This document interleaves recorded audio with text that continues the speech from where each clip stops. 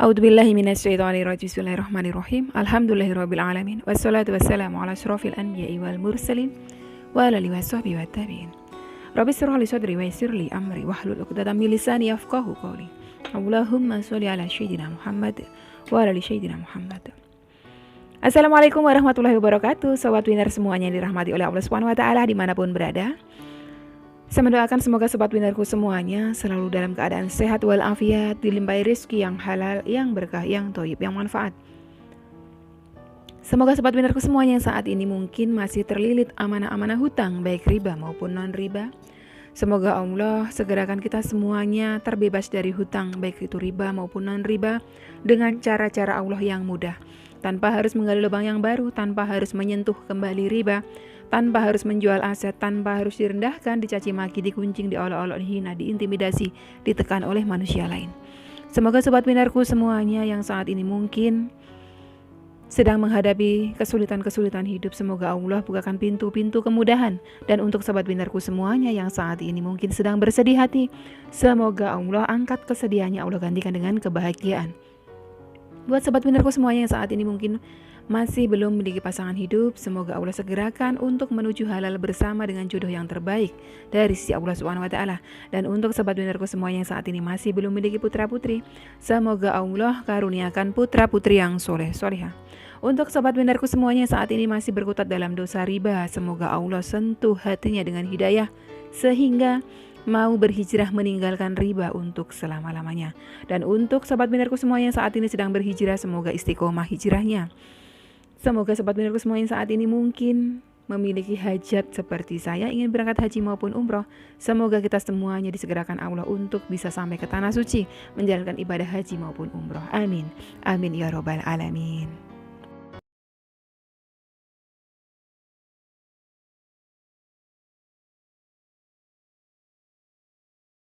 Masya Allah, tabarakallah, alhamdulillah, puji syukur kehadirat Allah Subhanahu wa taala yang senantiasa mencurahkan kasih sayangnya untuk kita semuanya, sehingga di kesempatan hari ini panjenengan dan saya masih diberikan nikmat sehat dan bisa berkumpul kembali saling menyapa di channel kesayangan kita bersama, Chef Gansu.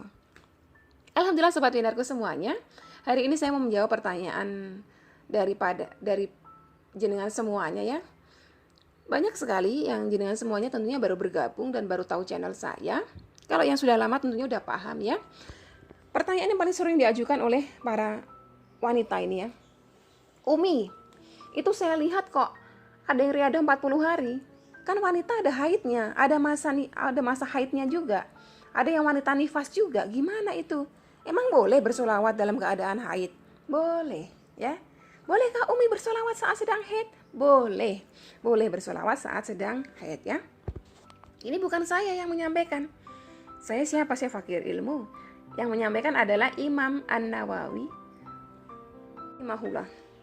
Dalam kitabnya At-Tibyan, beliau mengatakan, para ulama kaum muslimin sepakat bahwa membaca tasbih, tahlil, tahmid, takbir, sholawat kepada Rasulullah SAW dan zikir-zikir lainnya diperbolehkan bagi orang yang junub dan wanita haid. Panjenengan juga ya para akhi ya, kalau kondisi junub masih belum mandi junub tapi harus sholawat, pengen bersolawat, bisa boleh ya. Selain itu para ulama Syafi'iyah mengatakan diperbolehkan bagi wanita haid dan orang yang junub mengucapkan inna lillahi wa inna ilaihi rajiun, didasarkan dari ayat suci Al-Quran surah Al-Baqarah ayat 156 ketika tertimpa musibah. Namun jika dimaksudkan bukan untuk tilawah atau membaca ayat suci Al-Quran. Jadi wanita haid boleh berzikir, membaca sholawat, tetapi jangan membaca Al-Quran. Membaca secara niat membuka Al-Qurannya membaca jangan. Kalau mau caranya ada, didengarkan MP3-nya saja. Nanti saya akan kupas setelahnya. Kenapa kita perlu tetap menjaga sholawat kita? Karena harus istiqomah. Penting sekali kita istiqomah. Supaya tidak ada satu hari yang terlepas tanpa kita sholawat. Karena nanti kalau kita seharinya ada satu hari yang kosong, apalagi wanita haid ada yang sampai 7 hari. Seperti saya kadang 7 hari. Kalau sampai kita kosong, kita tidak mengamalkan itu semua, nanti setan masuk ke situ. Ya, di video sebelumnya ya yang pembahasan mengenai cara bersolawat 4444 kali, saya ada sebutkan ini hadis ya dari Abu Hurairah radhiyallahu anhu. Rasulullah shallallahu alaihi wasallam bersabda, setan mengikat di tengkuk kepala kalian saat ia tidur dengan 3 ikatan yang pada masing-masingnya tertulis, malammu masih panjang, tidurlah yang nyenyak. Setan memang selalu menabobokkan kita, membuat kita malas melakukan zikir-zikir itu ya. Apabila dia bangun lalu berzikir kepada Allah, maka 1 ikatannya lepas. Apabila dia berwudu, 1 ikatan lagi akan lepas. Dan apabila dia sholat, 1 ikatan lagi akan lepas. Sehingga di pagi hari dia dalam keadaan semangat dengan jiwa yang lapang. Namun, jika dia tidak melakukan hal itu, maka di pagi hari jiwanya kotor dan dia menjadi malas. Hadis riwayat Bukhari dan Muslim. Supaya kita tidak dibuat malas oleh syaitan, supaya kita tidak dikuasai syaitan, supaya syaitan tidak masuk dalam diri, hati, pikiran kita harus secara kontinu, terus-menerus, berkesinambungan, tidak terputus melakukan zikir-zikir tadi itu. Kalau yang laki-laki enak, karena tidak ada masa-masa haidnya, lanjut terus. Tapi kalau kita wanita, ya kita ada masa haid, tapi jangan khawatir. Justru pada saat haidlah kita tidak bisa sholat, kita tidak bisa baca Al-Quran, kita tidak bisa puasa, kita harus memperbanyak zikir kita, memperbanyak amalan yang lain. Yang pertama tadi itu adalah zikir, ya zikir-zikir tadi itu bersolawat kita baca. Selain itu apalagi amalan yang bisa kita lakukan untuk wanita yang sedang haid? Ya biasanya Anda memanjatkan doa seusai melaksanakan sholat. Cara ibadah ketika haid selanjutnya ialah meningkatkan doa. Sampaikan segala doa dan keinginan Anda kepada Allah dimanapun dan kapanpun. Karena berdoa adalah merupakan bentuk upaya kita supaya senantiasa terhubung kepada Rabb kita, kepada pencipta kita. Umi, kalau saya biasanya berdoa setelah sholat Umi, karena itu adalah salah satu waktu mustajab, atau berdoa setelah azan Umi. Apakah saya masih boleh Umi? Boleh berdoa. Berdoa mengadakan tangan ke langit, ya puji-puji Allah. Setelah itu mohon ampun kepada Allah dengan beristighfar, berdoa sebanyak-banyaknya. Setelah azan. Waktu paling mustajab itu setelah azan. Apakah harus di atas sejadah Umi? Usahakan tidak usah di atas sejadah karena takutnya nanti ada darah haid kita yang menetes ke situ, menjadikan kotor, najis ya. Duduk saja misalnya di kursi, menghadap kiblat, berdoalah kepada Allah. Di tempat yang kira-kira membuat panjenengan khusyuk. Berdoa. Itu menjaga kita juga supaya kita terus terhubung kepada Allah walaupun kondisi kita sedang haid. Selain itu apalagi? Bersedekah. Bersedekah boleh dilakukan.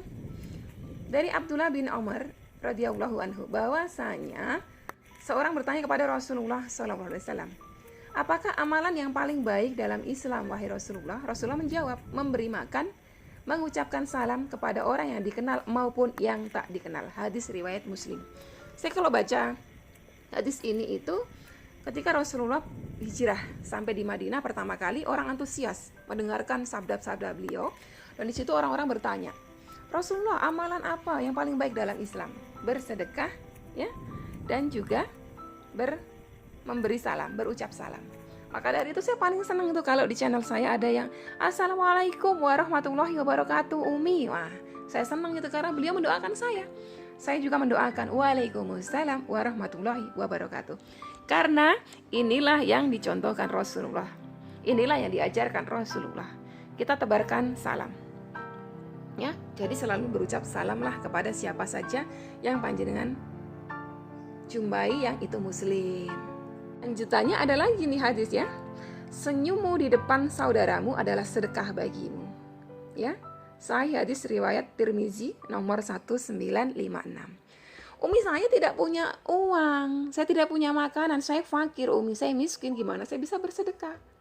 Bersedekahlah dengan tenagamu bisa. Misalnya, panjenengan rumahnya dekat masjid. Masjid tersebut udah ada memang ya yang jaga ya. Udah ada marbotnya, tapi tidak ada salahnya jenengan sedekahkan tenaga jenengan untuk kuras-kuras baknya, untuk sikat-sikat lantainya yang kotor, untuk sapu-sapu halamannya, itu sedekah. Dan sedekah yang paling ringan adalah senyum. Senyummu di depan saudaramu adalah sedekah bagimu. Ya, jadi wanita haid usahakan untuk selalu sedekah. Apalagi yang udah istiqomah dengan sedekah subuh. Banyak sekali yang bertanya, sedekah subuh seperti apa Umi? Ada. Ketik aja sedekah subuh Safegan spasi Zo. Nanti akan muncul. Saya ada jelaskan gimana cara pelaksanaannya. Nah, selain itu, cara ibadah ketika haid yang terakhir apa? Mendengarkan lantunan bacaan Al-Quran. Sambil beraktivitas di rumah, Anda semuanya bisa menyalakan MP3-nya atau radio-radio yang memperdengarkan surah-surah dalam Al-Quran. Ya, iya, jadi panjenengan bisa dengarkan MP3 di handphone. MP3 di handphone jangan diisi lagu-lagu dangdut-dangdutan aja. Panjenengan isi sholawatan, ya, sholawat tibil qulub, sholawat ashkil, ya, sholawat Jibril, ayat suci Al-Quran. Panjenengan dengarkan. Tujuannya supaya ketika haid, nah kita bisa memperdengarkan itu. Jadi buat wanita haid tidak ada halangan untuk mendapatkan pahala. Tidak ada halangan untuk selalu terhubung kepada Rasulullah dan juga Allah SWT. Insya Allah, walaupun kita haid, kita tidak kehilangan pahala. Oke sobat leaderku semuanya, sampai di sini dulu video kali ini. Semoga bermanfaat buat panjenengan semuanya. Wassalamualaikum warahmatullahi wabarakatuh.